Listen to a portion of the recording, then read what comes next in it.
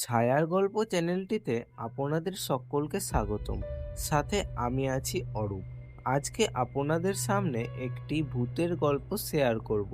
সেই গল্পটির নাম শেষ ট্রেনের যাত্রী। রাত 12টার পর যদি কখনো কোনো স্টেশনে একা দাঁড়িয়ে থাকো, আর যদি দেখো একটা ট্রেন এলো কিন্তু স্টেশনের বোর্ডে সেই ট্রেনের নাম নেই, তাহলে কখনো উঠবে না। কারণ ওই ট্রেনে যারা ওঠে তারা আর মানুষ হয়ে নামে না।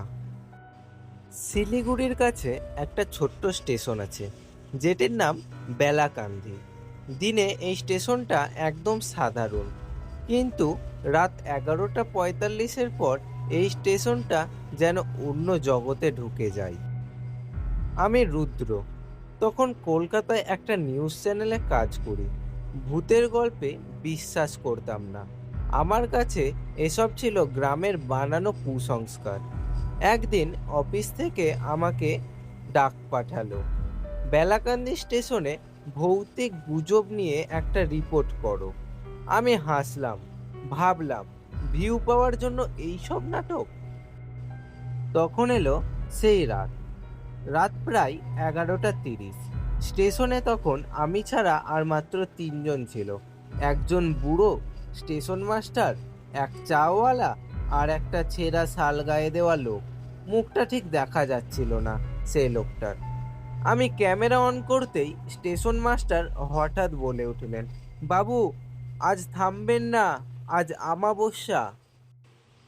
আমি হেসে বললাম, স্যার, ভূত যদি আসে ভালো ফুটেজ পাবো। স্টেশন মাস্টারের মুখটা হঠাৎ সাদা হয়ে গেল। রাত্রি 11:58। হঠাৎ চারিদিক নিস্তব্ধ, ঝিঝি পোকার আওয়াজ বন্ধ। স্টেশনের লাইটগুলো এক এক করে নিভে গেল। দূর থেকে ভেসে এলো ট্রেনের হর্ন, কিন্তু বোর্ডে লেখা, আজ এই লাইনে কোনো ট্রেন নেই। চাওয়ালা দৌড়ে পালালো তৎক্ষণাৎ। স্টেশন মাস্টার চোখ বন্ধ করে ফিস ফিস করে বললেন, আবার এলো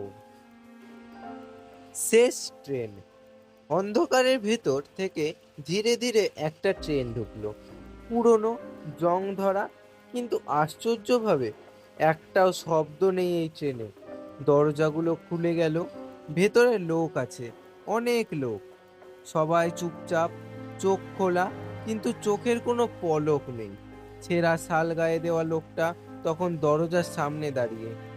সে আমার দিকে তাকিয়ে বলল, নামবে না কেউ, উঠতেই হবে। আমার ভেতর তখন ভয় আর কৌতূহল লড়াই করছে। ক্যামেরাটা অন রেখেই আমি এক পা এগোলাম। স্টেশন মাস্টার চিৎকার করে উঠলেন, না, উঠবেন না, ওরা ফেরার নয়। কিন্তু তৎক্ষণাৎ দরজাটা নিজে থেকেই বন্ধ হয়ে গেল। আমি ট্রেনের ভেতরে। ভেতরে বাতাস ঠান্ডা, হাড়ে ঢুকে যাচ্ছে বাতাস। একজন মহিলা আমার পাশে বসে, তার কোলে একটা বাচ্চা। আমি তাকিয়ে দেখি বাচ্চাটার কোনো মুখ নেই। মহিলাটি ফিসফিস করে বলল, আমরা সবাই যাত্রী ছিলাম, শেষবারের মতো। একজন লোক দাঁড়িয়ে বলল, 1998 সালের দুর্ঘটনা মনে আছে? হঠাৎ মাথার ভেতর একটা দৃশ্য ঢুকে পড়ল। ট্রেন দুর্ঘটনা, আগুন, চিৎকার, শত শত মানুষ।